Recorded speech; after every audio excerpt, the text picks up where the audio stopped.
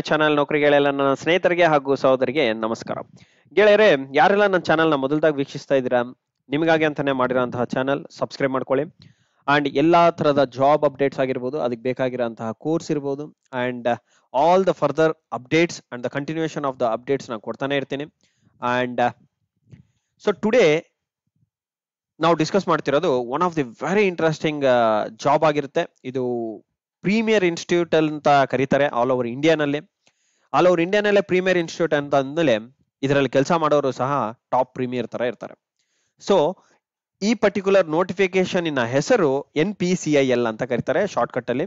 NPCIL full form ಬಂದು nuclear power corporation of India limited ಅಂತ ಕರೀತಾರೆ. ಇವರಿಗೆಲ್ಲ ಯೂಶಲಿ ಹೈಯೆಸ್ಟ್ ಪೇಸ್ ಇರುತ್ತೆ, same as the level of scientist, technical assistant, ಇವ್ರದೆಲ್ಲ ಒಂದೇ ಲೆವೆಲ್ ಆಫ್ ಕ್ಯಾಡ್ರೆ ಇರುತ್ತೆ ಗೈಸ್.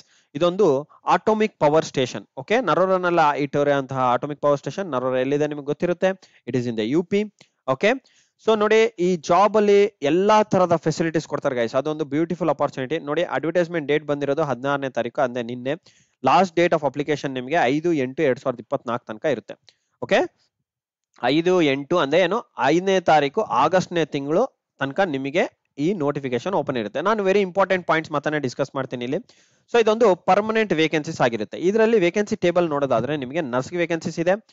ಕ್ಯಾಟಗಿರಿ 1, ಕ್ಯಾಟಗಿರಿ 2 ಅಂತ ಕರೀತಾರೆ ಇಲ್ಲಿ. ಕ್ಯಾಟಗಿರಿ 1 ST ಅಂತ ಅಂದೇನೆ ಸ್ಟೈಫೆಂಡರಿ ಟೈನಿ ಅಥವಾ ಸೈಂಟಿಫಿಕ್ ಅಸಿಸ್ಟೆಂಟ್ ಅಂತ ಕರೀತಾರೆ. ಓನ್ಲಿ ಫಾರ್ ಡಿಪ್ಲೊಮಾ ಹೋಲ್ಡರ್ಸ್ ಅಥವಾ ಸೈನ್ಸ್ ಗ್ರಾಜುಯೇಟ್ಸ್ ಅಂದೇನು BSc ಗ್ರಾಜುಯೇಟ್ಸ್. ಓಕೆ, ಸೊ ಅವರಿಗೆ ಎಲಿಜಿಬಿಲಿಟಿ ಇದೆ. ಟೋಟಲಿ 10 ವೇಕೆನ್ಸೀಸ್ ಇದಾವೆ. ಆ 10 ವೇಕೆನ್ಸೀಸ್ ಡಿಸ್ಟ್ರಿಬ್ಯೂಷನ್ ಇಲ್ಲಿ ಕೊಟ್ಟಿದ್ದಾರೆ. ಡೀಟೇಲ್ ಆಗಿ ಡಿಸ್ಟ್ರಿಬ್ಯೂಷನ್ ಇದೆ. PWD 2 ಇದೆ, ಹಾಗೂ ಇಲ್ಲಿ ನೋಡಿ ಅನ್ರಿಸರ್ವ್ಡ್ 1, EWS 1, OBC ನಾನ್ ಕ್ರಿಮಿಲಿಯರ್ ಒಂದಿದೆ, SC ST ಒಂದೊಂದು ವೇಕೆನ್ಸಿ ಇದೆ. ಅಂದ್ರೆ inclusive of PWD totally 12 vacancies ಇದಾವೆ. ಓಕೆ, ಅದೇ ತರ ನರ್ಸ್ಗ್ ನೋಡಿ 1 ವೇಕೆನ್ಸಿ ಇದೆ. ಅದು ಯಾವ್ದ್ರಲ್ಲಿ ಇದೆ, PWD ಮಾತ್ರನೇ ಇದೆ. ಓಕೆ, ಸೊ ನೆಕ್ಸ್ಟ್ ಬರೋದಾದ್ರೆ ಕ್ಯಾಟಗಿರಿ 2, ಅದು ಯಾವ ಸ್ಟೈಫೆಂಡರಿ ಟ್ರೈನಿ ಅಂತಾನೆ ಕರೀತಾರೆ. ಇದರಲ್ಲಿ 50-90 ವೇಕೆನ್ಸೀಸ್ ಇದಾವೆ. ಅಂದ್ರೆ ಏನು, ಒಟ್ಟಲ್ಲಿ 60 ವೇಕೆನ್ಸೀಸ್ ಇದಾವೆ ಗೈಸ್. ಅದು ಡಿಸ್ಟ್ರಿಬ್ಯೂಷನ್ ನೋಡ್ಕೊಳ್ಳಿ. ಅಂಡ್ ಎಕ್ಸ್ರೇ ಟೆಕ್ನಿಷಿಯನ್ಗೂ ಸಹ ಇದೆ. ಓನ್ಲಿ 1 ವೇಕೆನ್ಸಿ ಇದೆ ಗೈಸ್ ಎಕ್ಸ್ರೇ ಟೆಕ್ನಿಷಿಯನ್ಗೆ. ಯಾರೆಲ್ಲ ಇಂಟ್ರೆಸ್ಟೆಡ್ ಇದ್ರೆ ಅಪ್ಲೈ ಮಾಡ್ಕೋ. ಅದು ಅನ್ರಿಸರ್ವ್ಡ್ ಅಲ್ಲಿ ಇದೆ. ಓಕೆ, ಅಂದ್ರೆ ಜನರಲ್ ಮೆರಿಟ್ ನೋಡಿ, ಜನರಲ್ ಮೆರಿಟ್ ಅಲ್ಲಿ ಇದೆ. ನೋ ನೀಡ್ ಟು ವರಿ, ಎಲ್ಲರೂ ಅಪ್ಲೈ ಮಾಡಬಹುದು. ಈಗ category 1 stipendiary trainee only for diploma holders ಅಂತಿದೆ. ಯಾರೆಲ್ಲ ಡಿಪ್ಲೊಮಾ ಹೋಲ್ಡರ್ಸ್ ಎಲಿಜಿಬಲ್? ಮೆಕ್ಯಾನಿಕಲ್ಗೆ 4 ವೇಕೆನ್ಸೀಸ್, ಅಂದ್ರೆ ಒಟ್ಟಲ್ಲಿ 5 ವೇಕೆನ್ಸಿ ಮೆಕ್ಯಾನಿಕಲ್ಗೆ ಇನ್ಕ್ಲೂಸಿವ್ ಆಫ್ PWD 1. ಎಲೆಕ್ಟ್ರಿಕಲ್ಗೆ 3 ವೇಕೆನ್ಸೀಸ್ ಇದಾವೆ. ಅದರಲ್ಲಿ ಒಂದು ಅನ್ರಿಸರ್ವ್ಡ್, ಒಂದು OBC ನಾನ್ ಕ್ರಿಮಿಲಿಯರ್, ಇನ್ನೊಂದು SC ಗಿದೆ. ಅಂಡ್ ಎಲೆಕ್ಟ್ರಾನಿಕ್ಸ್ ಇಂಜಿನಿಯರಿಂಗ್ ಗೆ ಸಹ 1 ವೇಕೆನ್ಸಿ ಇದೆ. ಅದು 1 ವೇಕೆನ್ಸಿ ಯಾವ್ದ್ರಲ್ಲಿದೆ, PWD ನಲ್ಲಿ ಇದೆ. ಓಕೆ, ಇದು ಡಿಪ್ಲೊಮಾ ಹೋಲ್ಡರ್ಸ್ಗೆ ಬರೋಂತಹ ವೇಕೆನ್ಸಿ. ಈಗ ಅದೇ ತರ ಕ್ಯಾಟಗಿರಿ 1 ನಲ್ಲಿ ಸೈನ್ಸ್ ಗ್ರಾಜುಯೇಟ್ಸ್ ಯಾವ ವೇಕೆನ್ಸೀಸ್ ಇದಾವೆ ನೋಡಿ. BSc ಇನ್ ಫಿಸಿಕ್ಸ್ ಮಾಡಿರೋರಿಗೆ ಒಳ್ಳೆ ಅವಕಾಶ. ಟೋಟಲಿ ಎಷ್ಟಿದಾವೆ, 3 ವೇಕೆನ್ಸೀಸ್ ಇದೆ. ಅಂದ್ರೆ ಮೇಲೆ 9 ವೇಕೆನ್ಸಿ ಪ್ಲಸ್ ಇವು 3 ಎಲ್ಲ ಸೇರ್ಬಿಟ್ಟು 12 ವೇಕೆನ್ಸೀಸ್ ಫಾರ್ ಸ್ಟೈಫೆಂಡರಿ ಟ್ರೈನಿ ಕ್ಯಾಟಗಿರಿ 1. ಅದೇ ತರ ಕ್ಯಾಟಗಿರಿ 2 ಗೆ ಬರೋದಾದ್ರೆ ITI ಹೋಲ್ಡರ್ಸ್ಗೆ ಎಲಿಜಿಬಿಲಿಟಿ ಇರುತ್ತೆ. ಇದು ಯಾವುದು, ಫಿಟ್ಟರ್ಗೆ 10 ವೇಕೆನ್ಸೀಸ್ ಇದಾವೆ, ಎಲೆಕ್ಟ್ರಿಷಿಯನ್ಗೆ 8 ವೇಕೆನ್ಸೀಸ್ ಇದಾವೆ, ಅಂಡ್ ಇನ್ಸ್ಟ್ರುಮೆಂಟೇಷನ್ಗೆ 13 ವೇಕೆನ್ಸೀಸ್ ಇದಾವೆ ಗೈಸ್. 13 ವೇಕೆನ್ಸೀಸ್. ಓಕೆ, ಎಲೆಕ್ಟ್ರಿಷಿಯನ್ಗೆ 8 ವೇಕೆನ್ಸಿ, ಫಿಟ್ಟರ್ಗೆ 10 ವೇಕೆನ್ಸೀಸ್, ಅಂಡ್ ಇನ್ಸ್ಟ್ರುಮೆಂಟೇಷನ್ಗೆ 13 ವೇಕೆನ್ಸೀಸ್ ಇದೆ. Very beautiful opportunity guys, apply ಮಾಡ್ಕೊಳ್ಳಿ, ವೇಸ್ಟ್ ಮಾಡ್ಕೊಬೇಡಿ. ಸೊ ಈ ಇನ್ಸ್ಟ್ರುಮೆಂಟೇಷನ್ಗೆ ಹಾಗೂ ಎಲೆಕ್ಟ್ರಿಷಿಯನ್ಗೆ ನಾನು ನಿಮಗೆ ಕೋರ್ಸ್ ಮಾಡಿಟ್ಟಿರ್ತೀನಿ. ಸೊ ಯಾರೆಲ್ಲ ಇಂಟ್ರೆಸ್ಟೆಡ್ ಇದ್ದೀರಾ ದಯಮಾಡಿ ಕಾಂಟ್ಯಾಕ್ಟ್ ಮಾಡಿ. ಕಾಂಟ್ಯಾಕ್ಟ್ ನಂಬರ್ ನಾನು ಇಲ್ಲಿ ಹಾಕಿರ್ತೀನಿ, 8073568849. ಯಾರು ITI ಹೋಲ್ಡರ್ಸ್ಗೆ, ಹಾಗೂ ಡಿಪ್ಲೊಮಾ ಎಲೆಕ್ಟ್ರಿಕಲ್ ಎಲೆಕ್ಟ್ರಾನಿಕ್ಸ್ಗೂ ಸಹ ಇರುತ್ತೆ. ಓಕೆ, ನಿಮಗೂ ಬೇಕಂದ್ರೂ ಸಹ ನೀವು ಕಾಂಟ್ಯಾಕ್ಟ್ ಮಾಡ್ಬೋದು. ಸೊ ಈಗ ಅದೇ ತರ ಕ್ಯಾಟಗಿರಿ 2 ನಲ್ಲಿ ಆಪರೇಟರ್ ಪೊಸಿಷನ್ಸ್ ಸಹ ಇದೆ. ಆಪರೇಟರ್ ಅಲ್ಲಿ 29 ವೇಕೆನ್ಸೀಸ್ ಇದೆ. ಒಟ್ಟಲ್ಲಿ 60 ಇರೋದು ಇದರಲ್ಲಿ. ಸೊ ಒಟ್ಟಲ್ಲಿ 60 ವೇಕೆನ್ಸೀಸ್ ಬರುತ್ತೆ. ಓಕೆ, ಇದಾದ ನಂತರ ಇನ್ನು ಯಾವುದು ವೇಕೆನ್ಸಿ, ಇವಾಗ ರಿಸರ್ವೇಶನ್ ಅಂತ ಅಂದ್ರೆ ಇದ್ರದ್ದೇನು ತಲೆ ಕೆಡಿಸ್ಕೋಬೇಡಿ. ರಿಸರ್ವೇಶನ್ ಎಲ್ಲ ಒಂದ್ ಸೈಡ್ ಇರಲಿ. ಮೈನ್ ಇಂಪಾರ್ಟೆಂಟ್ ಬಂದು ಎಜುಕೇಶನ್ ಕ್ವಾಲಿಫಿಕೇಶನ್. ಓಕೆ, ಇಲ್ಲಿ ನೋಡಿ. ಈಗ ನೋಡಿ ಗೈಸ್, ಕ್ವಾಲಿಫಿಕೇಶನ್ ಬರೋದಾದ್ರೆ ನರ್ಸ್ಗೆ ಯಾವ ಕ್ವಾಲಿಫಿಕೇಶನ್ ಇರಬೇಕು ನೋಡಿ. 10th ಸ್ಟ್ಯಾಂಡರ್ಡ್ 12th ಸ್ಟ್ಯಾಂಡರ್ಡ್ ಮಾಡಿರ್ಬೇಕು, and diploma in nursing and midwifery ಮಾಡಿರ್ಬೇಕು, ಅದು 3 ವರ್ಷ ಅವಧಿ. ಅಥವಾ BSc ನರ್ಸಿಂಗ್ ಮಾಡಿದ್ರು okay, or 3 years nursing certificate with 3 years experience in hospital ಇದ್ರು ಸಹ ಓಕೆ. ಅಥವಾ nursing assistant class 3 and above from the armed forces ಇದ್ರು ಸಹ you guys are eligible. Okay, and ಇನ್ನೊಂದು ನೋಟ್ ಕೊಟ್ಟಿದ್ದಾರೆ ನೋಡಿ, ವ್ಯಾಲಿಡ್ ರಿಜಿಸ್ಟ್ರೇಷನ್ ಆಸ್ ನರ್ಸ್ ಅನ್ನೋದು ನಿಮ್ಮ ಹತ್ರ ಇರಬೇಕು. ಅದು ವೆರಿ ಇಂಪಾರ್ಟೆಂಟ್. ಅದಿಲ್ಲ ಅಂತಂದ್ರೆ ನೀವು ಎಲಿಜಿಬಲ್ ಇರಲ್ಲ. ಅದಿದೆ ಅಂತಂದ್ರೆ you guys are eligible and please apply for this position. ಅದು ನರ್ಸೆ ಅನ್ನೋದು group a post, group b post guys. Okay, group b post 44,900 rupees basic ಇರುತ್ತೆ. And category 1 for diploma holders ಆದ್ರೆ ನೋಡಿ ಮೆಕ್ಯಾನಿಕಲ್, ಎಲೆಕ್ಟ್ರಿಕಲ್, ಎಲೆಕ್ಟ್ರಾನಿಕ್ಸ್ ಆಗಿರ್ಬೋದು. ಯಾವುದೇ ತರ experience ಬೇಕಾಗಿಲ್ಲ, no need of any kind of experience. ನೋಡಿ 3 years duration after SSC or HSC ಮಾಡಿದ್ರೆ ಸಾಕು. ಅಥವಾ ನೀವು ನೋಡಿ 2 years diploma through lateral entry to second year after HSC approved by AICTC not less than 60% marks ಇರಲೇಬೇಕು guys. ಅದು very important. 60% and above ಇರಬೇಕು. Mechanical, electrical, electronics ಅಲ್ಲಿ ಮಾಡಿದ್ರು ಸಹ you guys are eligible. Okay, and category 1 ಅಲ್ಲಿ ಹೇಳೋದಾದ್ರೆ category 1 ಸ್ಟೈಫಂಡೆಡ್ training for science ಗ್ರಾಜುಯೇಟ್ಸ್ಗೆ BSc in physics, chemistry. Physics ಅಂದ್ರೆ ಯಾವುದು ನೋಡಿ, chemistry, mathematics, statistics, electronics and computer science ಈ ತರ ಮಾಡಿದ್ರೇನೆ ಯು ಗೈಸ್ ಆರ್ ಎಲಿಜಿಬಲ್. ಅಥವಾ ಫಿಸಿಕ್ಸ್ ಅಲ್ಲಿ ಮಾಡಿರಬೇಕು, ಕೆಮಿಸ್ಟ್ರಿ, ಮ್ಯಾಥಮೆಟಿಕ್ಸ್ ಇದರಲ್ಲಿ ಇದ್ರೆ you guys are eligible. And second ನೋಡಿ ಮ್ಯಾಥಮೆಟಿಕ್ಸ್ ಅಟ್ HSC ಅಂದ್ರೆ 10+2 level is essential. So PUC ಮಾಡಿರ್ಲೇಬೇಕು, PUC ಮೇಲೆನೆ ನೀವು BSc ಮಾಡಿರ್ಬೇಕು. ಅಂಡ್ ಇಂಗ್ಲಿಷ್ ಕಂಪಲ್ಸರಿ ಒಂದು ಸಬ್ಜೆಕ್ಟ್ ಪಾಸ್ ಆಗಿರ್ಬೇಕಂತ ಹೇಳ್ತಿದ್ರೆ. And mathematics as A principal subject. ಇದು ನೋಡಿ, candidates having mathematics as the principal subject at BSc are not eligible. ಬರೀ ಮ್ಯಾಥಮೆಟಿಕ್ಸ್ ಇದ್ದವರು ಎಲಿಜಿಬಲ್ ಅಲ್ಲ. ಪ್ರಿನ್ಸಿಪಲ್ ಸಬ್ಜೆಕ್ಟ್ ಫಸ್ಟ್ ಸಬ್ಜೆಕ್ಟ್ ಅದೇ ಇರೋರು ಎಲಿಜಿಬಲ್ ಅಲ್ಲ. ಬೇರೆದೆಲ್ಲ ಇರೋರು ಅದು ಒನ್ ಆಫ್ ದಿ ಸಬ್ಜೆಕ್ಟ್ ಆಗಿದ್ರೆ you guys are eligible for this, apply for this position. Stipended two trainee ಅಂತಂದ್ರೆ ITI ಹೋಲ್ಡರ್ಸ್ಗೆ SSLC ನಲ್ಲಿ ಮ್ಯಾಥ್ಸ್ ಮತ್ತೆ ಸೈನ್ಸ್ ಅಲ್ಲಿ 50% ತೆಗೆದಿರಬೇಕು ಮಿನಿಮಮ್. ಅಂದ್ರೆ 100ಕ್ಕೆ 50 ಮಾರ್ಕ್ಸ್ ತೆಗೆದಿರಬೇಕು. ಅಂಡ್ 2 ವರ್ಷ ITI ಸರ್ಟಿಫಿಕೇಟ್ ಮಾಡಿರ್ಬೇಕು. ಯಾವ್ದ್ರಲ್ಲಿ ಫಿಟ್ಟರ್, ಎಲೆಕ್ಟ್ರಿಷಿಯನ್ ಅಂಡ್ ಇನ್ಸ್ಟ್ರುಮೆಂಟೇಷನ್ ಅಲ್ಲಿ ಮಾಡಿದ್ರೆ ಯು ಗೈಸ್ ಆರ್ ಎಲಿಜಿಬಲ್. ಯಾವುದೇ ತರದ ಓಕೆ ಇವೆರಡು ಮಾಡಿದ್ರೆ okay. And for trades for which the duration of the ITI course is less than 2 years. ನೋಡಿ, ಅದು 2 ವರ್ಷ ಯಾರ್ಯಾರು ಮಾಡಿರ್ತೀರಾ ಫೈನ್, ನೀವು ಡೈರೆಕ್ಟ್ ಆಗಿ ಅಪ್ಲೈ ಮಾಡಬಹುದು. ಅಥವಾ 2 ವರ್ಷಕ್ಕಿಂತ ಕಡಿಮೆ ITI ಕೋರ್ಸ್ ಸೇಮ್ ಸಬ್ಜೆಕ್ಟ್ ಅಲ್ಲಿ ಮಾಡಿದ್ರೆ ನಿಮಗೆ 1 ವರ್ಷ ಎಕ್ಸ್ಪೀರಿಯನ್ಸ್ ಇರಬೇಕಾಗಿರುತ್ತೆ. ಅದು ವೆರಿ ಇಂಪಾರ್ಟೆಂಟ್. ಅಂಡ್ SSLC ಸಹ ಇಂಗ್ಲಿಷ್ ಒಂದು ಸಬ್ಜೆಕ್ಟ್ ನಾವು ಓದಿರ್ಬೇಕಾಗಿರುತ್ತೆ. ತೆಲುಗು ಆ ತರ ಎಲ್ಲ ಓದಿ ಮರಿ ಇಂಗ್ಲಿಷ್ ಇಲ್ಲ ಅಂತಂದ್ರೆ ಕಷ್ಟ.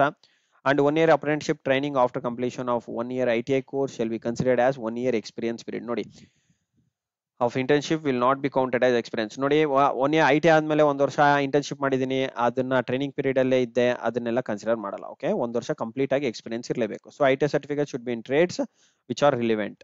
ಓಕೆ, ಅಂಡ್ ರಿಲಿವೆಂಟ್ ಅಂದೇನೋ ಅದೇ ರಿಲಿವೆಂಟ್ ಅಲ್ಲಿ ಫಿಟ್ಟರೇ ಮಾಡಿರ್ಬೇಕು, ಇನ್ಸ್ಟ್ರುಮೆಂಟೇಷನ್ ಅಂಡ್ ಎಲೆಕ್ಟ್ರಾನಿಕ್ಸ್ ಮಾಡಿರ್ಬೇಕು. Okay, and category 2 stipended operator ಆದ್ರೆ 10+2 ಅಥವಾ ISC syllabus in science stream ಮಾಡಿರ್ಬೇಕು. ಅದು ಫಿಸಿಕ್ಸ್, ಕೆಮಿಸ್ಟ್ರಿ, ಮ್ಯಾಥಮೆಟಿಕ್ಸ್ ಮಾಡಿದೆ. Also you guys are eligible. And SSLC ನಲ್ಲಿ ಒಂದು ಸಬ್ಜೆಕ್ಟ್ ಇಂಗ್ಲಿಷ್ ಓದಿರ್ಬೇಕು. ಅಂಡ್ ಎಕ್ಸ್ರೇ ಟೆಕ್ನಿಷಿಯನ್ ಅಂತಂದ್ರೆ 12th ಮಾಡಿರ್ಬೇಕು plus 1 year medical in radiography or X ray technique trade certificate ಇರಬೇಕು with 2 years of post qualification experience ಸಹ very important. ಇದು ಒಂದೇ post ಇದೆ, ಅಪ್ಲೈ ಮಾಡ್ಕೊಳ್ಳಿ ಯಾರಿಗೆಲ್ಲ ಎಲಿಜಿಬಿಲಿಟಿ ಇದೆ. And coming back to what is the important information with respect to the salaries ನೋಡಿ, stipend duration ಅಲ್ಲಿ 24,000 ಇರುತ್ತೆ. ಆದ ನಂತರ ಓಕೆ 24,000 ಇರುತ್ತೆ for first year. And next 6 months 26,000 ಆದ್ಮೇಲೆ ನೀವು ರೆಗ್ಯುಲರೈಸ್ ಆಗೋಗ್ತೀರಾ. ಮತ್ತೆ ಬಾಂಡ್ ಅಮೌಂಟ್ ಪೇ ಮಾಡಬೇಕಾಗುತ್ತೆ ಗೈಸ್. 5 ವರ್ಷ ಅವಧಿ ತನಕ ನೀವು ಬಾಂಡ್ ಅಮೌಂಟ್ ಪೇ ಮಾಡಬೇಕಾಗಿರುತ್ತೆ. ಬಾಂಡ್ ಅಮೌಂಟ್ ವೇರೀಸ್ ಆಗುತ್ತೆ. 5 years ಗೆ ಒಂದು ಪೀರಿಯಡ್ ಇದೆ. ಓಕೆ, ಬೇರೆ ಬೇರೆ ಪೋಸ್ಟ್ ಗೆ ಬೇರೆ ಬೇರೆ ಬಾಂಡ್ ಅಮೌಂಟ್ ಇದೆ. ನೋಡಿ, 5 lakhs ಇದೆ, ಒಂದು 4.47 lakhs ಇದೆ. ಅಂದ್ರೆ 5 ವರ್ಷ ನಾವು ಕೆಲಸ ಮಾಡ್ತೀವಿ ಅಂತ ಹೇಳ್ಬಿಟ್ಟು. ಓಕೆ, ಅಂಡ್ ಇದಾದಂತ ಏಜ್ ಲಿಮಿಟ್ ಅಂಡ್ ಪೇ ನೋಡಿ, ಪೇ ಎಲ್ಲ ಸೂಪರ್ ಆಗಿದೆ ಗೈಸ್. ನರ್ಸ್ಗೆ ಆದ್ರೆ 44,900 ರೂಪಾಯಿ ಬೇಸಿಕ್ ಪೇ ಇದೆ. ಬೇಸಿಕ್ ಪೇ ಸ್ಟ್ರಕ್ಚರ್ ಇವಾಗ ಇನ್ನೂ ರಿವಿಷನ್ ಆಗುತ್ತೆ. ರಿವಿಷನ್ ಆದ್ರೆ ಅಂತೂ ಬಂಪರ್ ಲ್ಯಾಟ್ರಿ ಹೊಡೆದಂಗೆ ನೀವೆಲ್ಲ. ಇದಿನ್ನು 7th pay as per 7th CPC revised pay ಅದು. ಓಕೆ, ಸೆಂಟ್ರಲ್ ಅಲ್ಲಿ. ಅಂಡ್ ಇದಾದ ನಂತರ category 1 stipended trainee or scientific assistant diploma holders ಇದೆ ನೋಡಿ. ಇಲ್ಲಿ 35,400 ರೂಪಾಯಿ ಬೇಸಿಕ್ ಇದೆ ಗೈಸ್. ಬೇಸಿಕ್ 35,400 ಅಂದ್ರೆ ನಿಮ್ಗೆ 60,000 ತನಕ ಆರಾಮಾಗಿ ಬರುತ್ತೆ ಸ್ಯಾಲ್ರಿ, ಕಣ್ಣು ಮುಚ್ಕೊಂಡು ತಗೋಬಹುದು. ಓಕೆ, ಅಂಡ್ ಇದಾದ ನಂತರ ಸ್ಟೈಫಂಡೆಡ್ ಟ್ರೈನಿ 2 ನಲ್ಲಿ ನೋಡಿ 21,700 ರೂಪಾಯಿ ಇದೆ ಬೇಸಿಕ್. ಯಾರಿಗೆ? ITI ಹೋಲ್ಡರ್ಸ್ಗೆ. ಏಜ್ ಲಿಮಿಟ್ ಸಹ ವೆರಿ ಇಂಪಾರ್ಟೆಂಟ್. ಡಿಪ್ಲೊಮಾ ಆದ್ರೆ 18 to 25 years ಇದೆ. ಅಂಡ್ ನರ್ಸ್ ಆದ್ರೆ 18 to 30 years ಏಜ್ ಲಿಮಿಟ್ ಇರಬೇಕು. ಅಂಡ್ ಏಜ್ ರಿಲ್ಯಾಕ್ಸೇಷನ್ ಸಹ ಸಿಗುತ್ತೆ ಯಾರೆಲ್ಲ ಎಕ್ಸ್ಟ್ರಾ OBC ಕ್ಯಾಟಗಿರಿ ಆ ಥರ ಇರ್ತೀರಾ. And other than that ITI ಸ್ಟೂಡೆಂಟ್ಸ್ಗೆ 18 to 24 years ಏಜ್ ಲಿಮಿಟ್ ಇರಬೇಕು. And x ray technician 18 to 25. So ಇಲ್ಲಿ ಕೊಟ್ಟಿದ್ದಾರೆ ನೋಡಿ ಗೈಸ್, ಟೋಟಲ್ ಎಮ್ಯುಲಮೆಂಟ್ಸ್ ನಿಮ್ಗೆ ಎಷ್ಟು ಬರುತ್ತೆ ಅಂತ ಹೇಳ್ಬಿಟ್ಟು. ಸೊ ಸೈಂಟಿಫಿಕ್ ಅಸಿಸ್ಟೆಂಟ್ ಅಂದ್ರೆ 53,100 ರೂಪಾಯಿ. ಇದೇನು ಬರೀ ಎಮ್ಯುಲಮೆಂಟ್ಸ್ ವಿತೌಟ್ ಎನಿ, ಬರೀ ಬೇಸಿಕ್ ಪೇ ಪ್ಲಸ್ DA ಎರಡು ಆಡ್ ಮಾಡ್ದೇನೆ ಇಷ್ಟಿದೆ ಗೈಸ್, 53,100 ರೂಪಾಯಿ. ಇದಲ್ಲದೆ ಮತ್ತೆ ನರ್ಸಿಂಗ್ ನೋಡಿ 67,350 ಪ್ಲಸ್ ಟೆಕ್ನಿಷಿಯನ್ ಬಿಗೆ 32,550 ತಿಂಗಳಿಗೆ ಸ್ಯಾಲ್ರಿ. ಇದಲ್ಲದೇನೆ ಅವ್ರಿಗೆ ಎಡಿಷನಲ್ ಆಗಿ ಎಲ್ಲಾ ತರದ ಅಲಯನ್ಸಸ್ ಬರ್ತವೆ ನೋಡಿ. ಇವೆಲ್ಲಾ ಅಲಯನ್ಸಸ್ ಬರುತ್ತೆ. ನೋಡಿ ಎಮೋಲಿಮೆಂಟ್ಸ್ ಅಬೋ ಏನ್ ಕೊಟ್ಟಿದ್ದಾರೆ ಅದಲ್ಲದೆ following allowances incentives are also applicable based on the posting. Allowance ಕೊಡ್ತಾರೆ, ಟ್ರಾನ್ಸ್ಪೋರ್ಟ್ ಅಲವೆನ್ಸ್ ಇರುತ್ತೆ, HRA ಇರುತ್ತೆ, ಸೈಟ್ ಲೊಕೇಶನ್ ಅಲವೆನ್ಸಸ್. ಗೈಸ್ ಡಿಪ್ಲೊಮಾದವ್ರಿಗೆ ಒಂದು 90,000 ತನಕ ಇರುತ್ತೆ ಸ್ಯಾಲರಿ, ಏನು ವರಿ ಇಲ್ಲ. ಸೊ ಲಿವ್ ಎನ್ಕ್ಯಾಶ್ಮೆಂಟ್ ಇರುತ್ತೆ. ಸೊ ಇನ್ಸೆಂಟಿವ್ಸ್ ಭಯಂಕರ ಇದೆ. ಲೋನ್ಸ್, ಅಡ್ವಾನ್ಸಸ್ ಫೆಸಿಲಿಟಿ, ಮನೆ ಕಟ್ಟೋದಕ್ಕೆಲ್ಲ ಕಡಿಮೆ ಇಂಟ್ರೆಸ್ಟ್ ಅಲ್ಲೇ ನಿಮಗೆ ಲೋನ್ ಸಿಗುತ್ತೆ. ಸೊ ಎಲ್ಲ ತರದ ಬೆನಿಫಿಟ್ಸ್ ಇದೆ ಗೈಸ್, ಅದರಲ್ಲಿ ಅಂತೂ ತೊಂದರೆ ಇಲ್ಲ. ನೋಡಿ ಏಜ್ ರಿಲ್ಯಾಕ್ಸೇಷನ್ ಸಹ ಕೊಟ್ಟಿದ್ದಾರೆ, age relaxation as explain in the same. And ಇದಾದ ನಂತರ coming back towards the selection procedure. And ನೋಡಿ ಪೋಸ್ಟಿಂಗ್ ಮಾತ್ರ ನಿಮಗೆ ಯಾವುದೇ ಯೂನಿಟ್ಸ್ ಅಲ್ಲಿ ಆಗ್ಬೋದು. First as of know your place of posting Narora UP ನಲ್ಲಿ ಇರುತ್ತೆ, ಅಲ್ಲಿಂದ ನಿಮಗೆ ಬೇರೆ ಎಲ್ಲಾದ್ರೂ ಮೂವ್ ಮಾಡ್ಬೋದು. ನಮ್ಮ ಕರ್ನಾಟಕದಲ್ಲಿ ಕೈಗನ್ನಲ್ಲಿ ಸಹ ಆಗ್ಬೋದು, ಹೇಳಕ್ಕಾಗಲ್ಲ. ಸೆಲೆಕ್ಷನ್ ಪ್ರೊಸೀಜರ್ ಬಂದ್ರೆ ನರ್ಸ್ಗೆ CBT ಪೇಪರ್ 3 ಸ್ಟೇಜ್ ಅಲ್ಲಿ ಇರುತ್ತೆ. Okay, stage 1, stage 2, stage 3, preliminary, advanced and skill test ಅಂತ ಇರುತ್ತೆ. ಡಿಪ್ಲೊಮಾ ಹೋಲ್ಡರ್ಸ್ ಬಂದ್ರೆ ನೋಡಿ ಸ್ಟೈಫಂಡರಿ ಫಾರ್ ಡಿಪ್ಲೊಮಾ ಹೋಲ್ಡರ್ಸ್ ಬರೋದಾದ್ರೆ ನಿಮಗೆ duration of the examination 1.5 hours ಇರುತ್ತೆ. Written examination plus personal interview ಎರಡು ಇರುತ್ತೆ guys. Okay, and written examination OMR paper based ಇರುತ್ತೆ, ಅದು ಕಂಪ್ಯೂಟರ್ ಬೇಸ್ಡ್ ಟೆಸ್ಟ್ ಇರುತ್ತೆ. ಅಂಡ್ ಅದಾದ ನಂತರ ಕ್ಯಾಟಗರಿ 2ಗೂ ಸಹ ITI ಹೋಲ್ಡರ್ಸ್ಗೂ ನಿಮಗೆ ಹೇಗಿರುತ್ತೆ, ರಿಟರ್ನ್ ಟೆಸ್ಟ್ ಇರುತ್ತೆ, ಅದು 2 ಸ್ಟೇಜ್ ಅಲ್ಲಿ 3 ಸ್ಟೇಜ್ ಅಲ್ಲಿ ನಡೆಯುತ್ತೆ. ಫಸ್ಟ್ ಸ್ಟೇಜ್, ಸ್ಟೇಜ್ 1, ಸ್ಟೇಜ್ 2 ಆದ್ಮೇಲೆ ಸ್ಕಿಲ್ ಟೆಸ್ಟ್ ನಡೆಯುತ್ತೆ. ರಿಟರ್ನ್ ಟೆಸ್ಟ್ 2 ಪೇಪರ್, ಒಂದು ಪ್ರಿಲಿಮಿನರಿ ಆದ್ಮೇಲೆ ಅಡ್ವಾನ್ಸ್ಡ್, ಅದು 1 ಅವರ್ 2 ಅವರ್ಸ್ ಡ್ಯೂರೇಷನ್ ಆದ್ಮೇಲೆ ಸ್ಕಿಲ್ ಟೆಸ್ಟ್. ಅಂಡ್ ಇದಾದ ನಂತರ ಕ್ಯಾಟಗರಿ 2 ಫಾರ್ ಆಪರೇಟರ್ಸ್ ಪೊಸಿಷನ್ಗೆ 2 ಸ್ಟೇಜ್ ಇರುತ್ತೆ. ಸೊ ಎಲ್ಲ ಕಂಪ್ಯೂಟರ್ ಬೇಸ್ಡ್ ಟೆಸ್ಟ್ ಇದೆ ಗೈಸ್. ಸೊ ಟೆಸ್ಟ್ ಅಲ್ಲಿ ಡೀಟೇಲ್ಡ್ ಸೆಷನ್ಸ್ ಏನಿರುತ್ತೆ ಅನ್ನೋದು ಸಬ್ಜೆಕ್ಟ್ ಓರಿಯೆಂಟೆಡ್ ಇರುತ್ತೆ. ನೋಡಿ respect to the discipline of mechanical, electrical and electronics, ಅದು 50 ಕ್ವಶನ್ಸ್ ಇರುತ್ತೆ. Each question will carry of 2 marks. Okay, 2 marks, 100 marks ಇರುತ್ತೆ exam. And category 1 stipend written ITI ಹೋಲ್ಡರ್ಸ್ಗೆ, so science graduate, sorry category 1 ITI BSc ಗ್ರಾಜುಯೇಟ್ಸ್ಗೆ physics related ಇರುತ್ತೆ. 50 questions ಇರುತ್ತೆ. Okay, 1.5 hour, ಅದು 100 marks ಇರುತ್ತೆ. Each question carries 2 marks and wrong ಆಯ್ತಂತೆ 0.5 marks negative ಆಗುತ್ತೆ.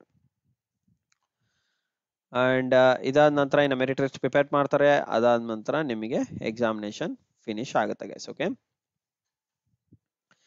ನೋಡಿ ನರ್ಸ್ಗೆ ಎಕ್ಸಾಮಿನೇಷನ್ 50 ಕ್ವಶನ್ಸ್ ಏನಿರುತ್ತೆ ಅಂತ ಕೊಟ್ಟಿದ್ದಾರೆ. ಮ್ಯಾಥ್ಸ್, ಸೈನ್ಸ್, ಜನರಲ್ ಅವೇರ್ನೆಸ್ ಈ ತರ ಕೊಟ್ಟಿರ್ತಾರೆ. ಓಕೆ, 20 50 ಕ್ವಶನ್ಸ್ ಈ ತರ ಡಿವಿಷನ್ ಅಲ್ಲಿ ಇರುತ್ತೆ. ಸೊ ಇದೇ ತರ ಎಲ್ಲ ಅವರಿಗೂ ಸಹ ಎಕ್ಸಾಮಿನೇಷನ್ ಪ್ಯಾಟರ್ನ್ ಕೊಟ್ಟಿದ್ದಾರೆ. ಅಡ್ವಾನ್ಸ್ ಟೆಸ್ಟ್ ಯಾವ ತರ ಇರುತ್ತೆ ಏನಂತ ಹೇಳ್ಬಿಟ್ಟು.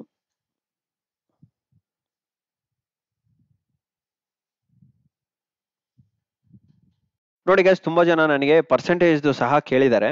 ಸರ್ ನಂದು 59% ಇದೆ, ನಾನು ಎಲಿಜಿಬಲ್ ಇದೇನಾ ಹೇಗೆ ಅಂತ. ನೋಡಿ 60% ಅಂತಂದ್ರೆ ನಿಮ್ದು ಈಕ್ವಲೆಂಟ್ CGPA ಓವರ್ 10 ಇದ್ರೆ CGPA ನಿಮ್ದು 6.5 CGPA ಮಾರ್ಕ್ಸ್ ಇರಬೇಕು. ಏನು ಗ್ರೇಡಿಂಗ್ 6.5 ಇದ್ರೇನೆ ನೀವು ಎಲಿಜಿಬಲ್ ಆಗ್ತೀರಾ 60%ಗೆ. ಅವ್ರು ಇಲ್ಲಿ ಕ್ಯಾಲ್ಕುಲೇಷನ್ ಕೊಟ್ಬಿಟ್ಟಿದ್ದಾರೆ. ಓಕೆ, 10 ಪಾಯಿಂಟ್ ಸ್ಕೇಲ್ಗೆ, 9 ಪಾಯಿಂಟ್ ಸ್ಕೇಲ್, 8 ಪಾಯಿಂಟ್ ಸ್ಕೇಲ್ ಈ ತರ ಇದೆ. ನಿಮ್ಮ ಗ್ರೇಡ್ಸ್ ಎಷ್ಟಿರಬೇಕು, ನಿಮ್ಮ ಪಾಯಿಂಟ್ಸ್ ಎಷ್ಟಿರ್ಬೇಕು ಅನ್ನೋದು ಸ್ಕೇಲ್ ಕೊಟ್ಟಿದ್ದಾರೆ ನೋಡಿ. ಆ ಸ್ಕೇಲ್ನ ಒಂದ್ಸಲ ನೋಡ್ಕೊಂಡು ನೀವು ಅಪ್ಲೈ ಮಾಡ್ಕೊಳ್ಳಿ. ಓಕೆ, 50% ಆದ್ರೆ 55 ಅಂದ್ರೆ ಎಷ್ಟಿರಬೇಕು, 65 ಅಂದ್ರೆ ಎಷ್ಟಿರ್ಬೇಕು ಅಂತ ಕೊಟ್ಟಿದ್ದಾರೆ. ಓಕೆ,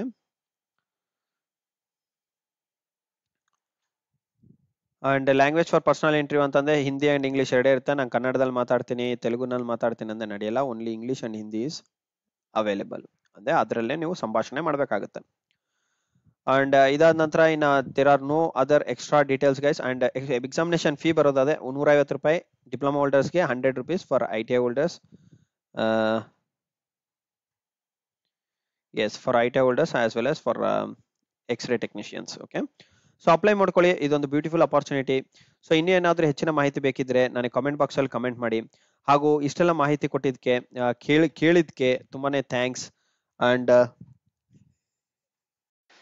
ಸೊ ಇದಾದ ನಂತರ ಫೈನಲ್ ಟಚ್ ಅಂತಂದ್ರೆ ನೋಡಿ commencement of online application already start ಆಗಿದೆ ನಿನ್ನೆಯಿಂದ. And last date for submission 5/8 and last date for application fee ಬಂದು 5/8 ತಾರೀಕೆ ಆಗಿರುತ್ತೆ. ಅಂಡ್ ಎಕ್ಸಾಮ್ ಡೇಟ್ ಇನ್ನೂ ಅನೌನ್ಸ್ ಆಗಿಲ್ಲ. ಎಕ್ಸಾಮ್ ಡೇಟ್ ಬಂದಿದೆ, ನಾನು ನಿಮಗೆ ಅಪ್ಡೇಟ್ ಮಾಡ್ತೀನಿ. Thank you guys for watching my video. And subscribe ಮಾಡ್ಕೊಳ್ಳೋದು ಮಾತ್ರ ಮರಿಬೇಡಿ. ಸಬ್ಸ್ಕ್ರೈಬ್ ಮಾಡ್ಕೊಳ್ಳೋದ್ರಿಂದ ನಿಮಗೆ ಇನ್ನೂ ಹಲವಾರು ಅಪ್ಡೇಟ್ಸ್ ಸಿಗುತ್ತೆ, ಅದು ವೆರಿ ಇನ್ಸ್ಟ್ಯಾಂಟ್ಲಿ.